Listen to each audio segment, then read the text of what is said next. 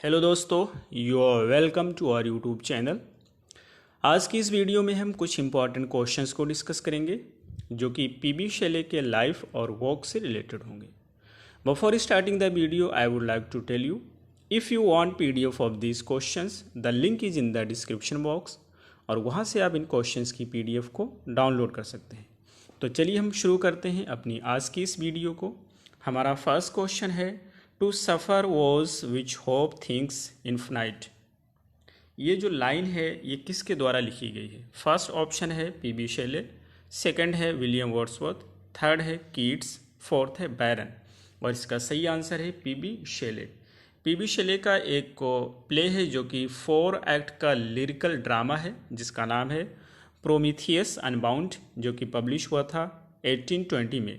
उसी में in line का यूज़ किया गया है। इसके आगे की लाइन होती है, जैसे कि ये लाइन है, to suffer woes which hope thinks infinite, और आगे है to forgive wrong darkers than death or night to defy power. ठीक है, ये आगे की लाइन से, इसलिए सही आंसर हमारा है फर्स्ट। सेकंड क्वेश्चन है, life like a dome of many coloured glass stains the white radiance of eternity until death tramples it into fragments the above line occurs in. आपको ये बताना है कि जो ऊपर की लाइन है ये किस पोएम में यूज़ की गई है। फर्स्ट है डिजेक्शन एंड ओट, सेकंड है एडोनाइस, थर्ड है इन मेमोरियम, फोर्थ है थायरसिस और इसका सही आंसर एडोनाइस होता है जो कि पीबी शेले के द्वारा लिखा गया है। ये बेसिकली एक एलेजी होता है जो कि जॉन कीट्स की मृत्यु पर लिखा जाता है। अगला क्वेश्चन हमारा है थर्ड नंबर का, which famous romantic poem begins with the line hail to the blithe spirit bird thou never wert. आपके पास ऑप्शंस हैं, ओ टू नाइटिंगेल, सेकंड है टू द कुकू, थर्ड है to a skylark, fourth है to the daisy और आपको बताना है कि इसमें से सही आंसर कौन सा है। तो इसका जो सही आंसर होता है, जो लाइन ली गई हैं ये ली गई है स्काई लार्क से और इसके राइटर हैं पीबी शेले। अगला क्वेश्चन है फोर्थ नंबर का, Shelley was expelled from Oxford University due to the publication of. इस क्वेश्चन का मतलब होता है कि पीबी शेले को ऑक्सफोर्ड यूनिवर्सिटी से निकाल दिया जाता है उनके किस वर्क के पब्लिकेशन से। फर्स्ट है रिवोल्ट ऑफ इस्लाम, सेकंड है the necessity of atheism, third है द ट्रायम्फ ऑफ लाइफ और फोर्थ है द मास्क ऑफ अनार्की। इसका सही आंसर है B, the necessity of atheism.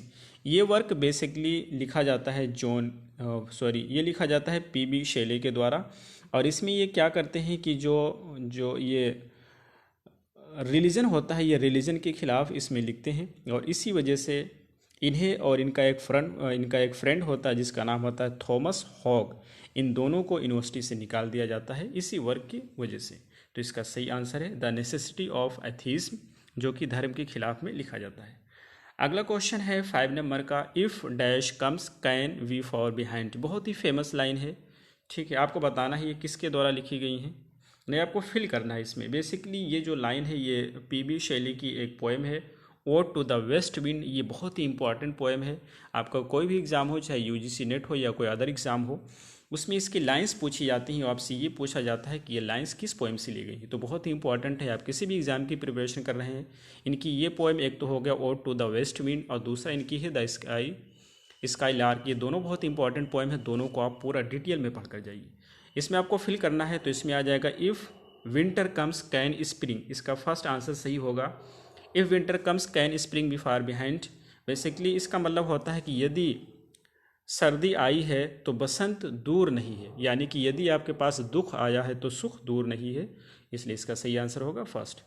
अगला क्वेश्चन हमारा 6 नंबर का है, which of the following poems uses terza rima. ये कहना चाहते हैं कि इसमें कौन ऐसी पोएम है जो कि टर्जरीमा में लिखी गई है। फर्स्ट है John Keats ode to a nightingale, second PB Shelley's ode to the west wind, third है William Wordsworth the solitary reaper और फोर्थ है अल्फ्रेड टेनिसन्स यूलिसिस।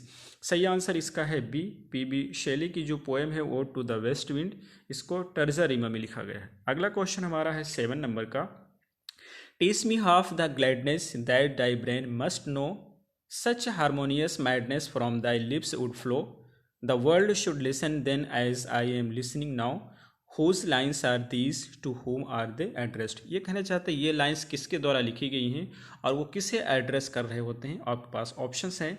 फर्स्ट है जॉन कीट्स यूज़ किए हैं नाइटिंगेल में, सेकंड है PB शेले the skylark, और C है William Wordsworth the Wye valley, और डी है रॉबर्ट ब्राउनिंग द ग्रामेरियन। और इसका सही आंसर होता है बेसिकली बी होता है, पीबी शेले ने यूज़ किया है द स्काईलार्क में, और इन लाइन से पीबी शेले स्काईलार्क को ही एड्रेस कर रहे होते हैं, उन्हीं को संबोधित कर रहे होते हैं। तो आंसर हो जाएगा बी। अगला क्वेश्चन हमारा 8 नंबर का है, PB Shelley's Julian and Maddalo is a conversation between Julian and Count Maddalo, who do these two characters represent. ये कहना चाहते हैं जो पीबी शेले की एक पोएम है जिसका नाम है जूलियन एंड मडेलो, इसमें दो कैरेक्टर होते हैं, दोनों की आपस में कन्वर्सेशन होती है, बातचीत होती है। एक कैरेक्टर है जूलियन और दूसरा है काउंट मडेलो। आपको ये बताना है कि जूलियन किसको रिप्रेजेंट करता है और मडेलो किसको रिप्रेजेंट करता है। ऑप्शंस आपके पास हैं। फर्स्ट है Julian represents Keats and Count Maddalo Byron को, सेकंड है Julian represents Shelley and Count Maddalo Byron को, सी है Julian represents Shelley and Count Maddalo William Godwin को, और डी है Julian represents Mary Shelley and Count Maddalo William Godwin को।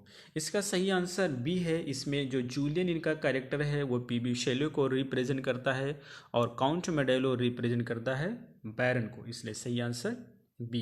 Basically PB शेले ने इसको लिखा है जूलियन और मेडेलो के नाम से, लेकिन ये कन्वर्सेशन होता है किसके बीच में, शेले और बैरन के बीच में।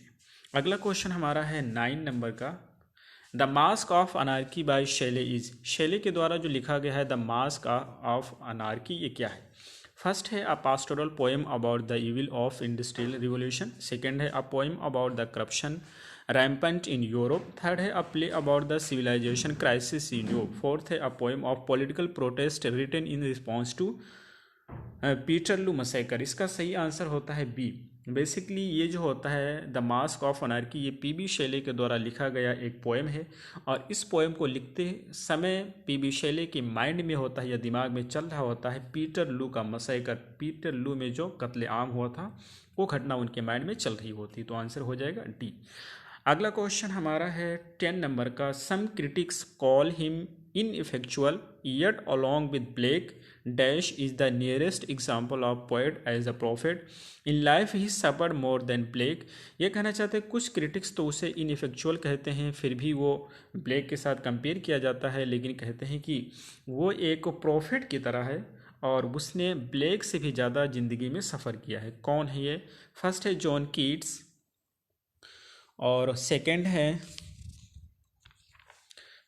है कॉलरिज, और थर्ड है सर वॉल्टर स्कॉट, फोर्थ है पीबी शेले। तो बेसिकली ये पीबी शेले होते हैं, सही आंसर डी होगा। अगला क्वेश्चन हमारा है 11 नंबर का, how does Shelley in his ode to the west wind compares himself to the wind.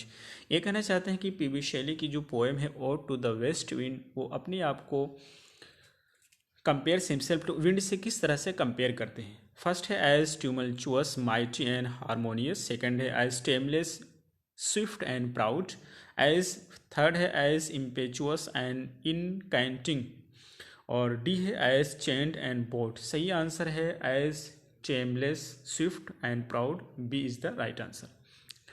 अगला क्वेश्चन है 12 है, in the last stanza of his ode to the west wind Shelley invokes the west wind to make him his. ये कहना चाहते हैं जो west wind का last stanza होता है वो वेस्ट विंड को क्या मानते हैं। फर्स्ट है एशेस, सेकंड है प्रोफेसी, थर्ड है लायर, फोर्थ है कंपेनियन। तो बेसिकली जो वेस्ट विंड की लास्ट लाइन होती है उसमें लायर के माने होता है वीणा या जो इंस्ट्रूमेंट होता है, तो ये अपने आप को म्यूजिशियन मानते हैं और वेस्ट विंड को लायर मानते हैं, एक इंस्ट्रूमेंट मानते हैं, एक सिंबॉलिक के रूप में यूज़ किया गया है। तो आंसर हो जाएगा सी।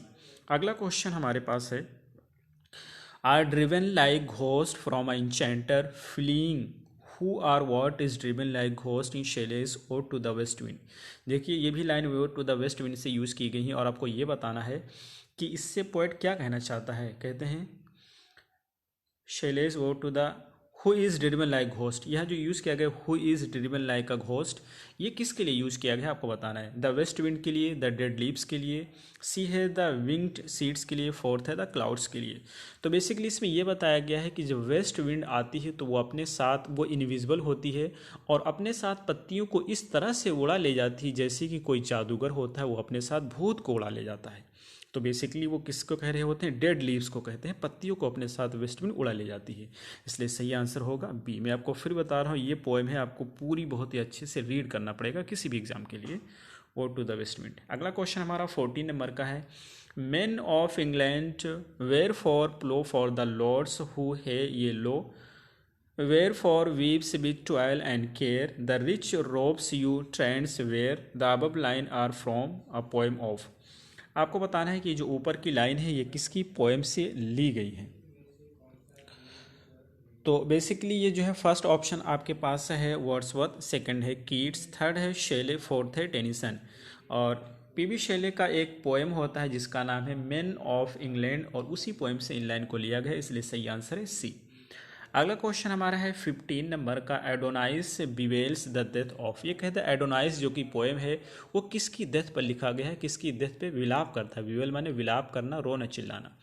Robert Southey, John Keats, Robert Burns और रूपर्ट ब्रूक। तो बेसिकली जो एडोनाइस पोएम होता है ये एक एलिजी है और पीबी शेले ने इसे लिखा है जॉन कीट्स की मृत्यु पर, इसलिए सही आंसर होगा बी। अगला क्वेश्चन हमारा 16 है। The ode to the west wind has. आपको बताना है कि ode to the west wind में कितने स्टेंजा है। फर्स्ट है 4 स्टेंजा, सेकंड है 6 स्टेंजा, थर्ड है 5 स्टेंजा और डी है 7 स्टेंजा। इसमें 5 स्टेंजा होते हैं तो आंसर है सी। अगला क्वेश्चन हमारा है 17 नंबर का। In which poem do the following lines occur. ये जो लाइन है ये किस पोएम में यूज़ की गई। फर्स्ट है winter is come and gone but grief returns with the revolving year. First है शेलीज एडोनाइस, सेकंड है कीट्स एंटीम्यून, थर्ड है टेनिसंस इन मेमोरियम, फोर्थ है आर्नल्ड्स डॉर्बिच। और आपको ये बताना है कि ये लाइन किस में यूज़ की गई है। तो ये बेसिकली जो पोएम है हमारा 70 मिनट का क्वेश्चन होता है, ये पीबी शेले के द्वारा लिखा गया एडोनाइस है और इसमें ये बेसिकली एक पास्टरल एलिजी होता है जिसमें 495 लाइंस होती हैं। इसे पब्लिश किया गया था 1821 में और ये जॉन कीट्स की मृत्यु पर लिखा गया है। इसको स्पेंसेरियन स्टेंजा में लिखा गया है, इसलिए आंसर क्या हो जाएगा, फर्स्ट हो जाएगा जॉन कीट्स। आंसर हो जाएगा जॉन कीट्स। अगला क्वेश्चन हमारा है 18 नंबर का। The first image that Shelley's visualise in the ode to the west wind is. ये कहना चाहते हैं सबसे पहला इमेज किसको ये विजुअलाइज करते हैं, यानी किस चीज़ को सबसे पहले यूज़ करते हैं पीबी शेले। तो एन इंचेंटर, सेकेंड है fierce maenad, that is the blue Mediterranean sea, fourth is a comrade of his wanderings. और ये बेसिकली सबसे पहले इंचेंटर का प्रयोग करते हैं, जैसा कि अभी बताया गया है कि मैंने आपको बताया कि जिस तरह से वेस्ट विंड पत्तियों को इस तरह से उड़ा ले जाती है जिस तरह से एक जादूगर होता है भूत को उड़ा ले जाता है, इसलिए सही आंसर होगा फर्स्ट। सेकंड लास्ट क्वेश्चन है। What does the Shelley ask the west wind to do by the incantation of his verses. ये कहना चाहते हैं कि जो अपने ये पीबी शेले होते हैं वो विंड से क्या करने के लिए कहते हैं, अपने वर्ष के तंत्र मंत्र या जादू से। फर्स्ट है to revive his fallen spirit, second है fasten the cycle of reason, C है be trumpet of a prophecy, D है unchain him from the bones of time. और इसका सही आंसर है कहते हैं B trumpet of prophecy. Last question आज का है। According to Shelley the west wind is breath of. Shelley के अनुसार वेस्ट विंड किसकी ब्रीद होती है, किसकी सांस होती है, ब्रेथ है। फर्स्ट है समर, सेकंड है ऑटम, थर्ड है स्प्रिंग, फोर्थ है विंटर। और वो जो सांस होती है वो ऑटम की होती है, इसलिए सही आंसर बी है। ये रहे हमारे आज के क्वेश्चंस। आपको कैसे लगे आप मुझे कमेंट करके बता सकते हैं। फिर मिलते हैं अगले वीडियो में। Till then take care, have a good time.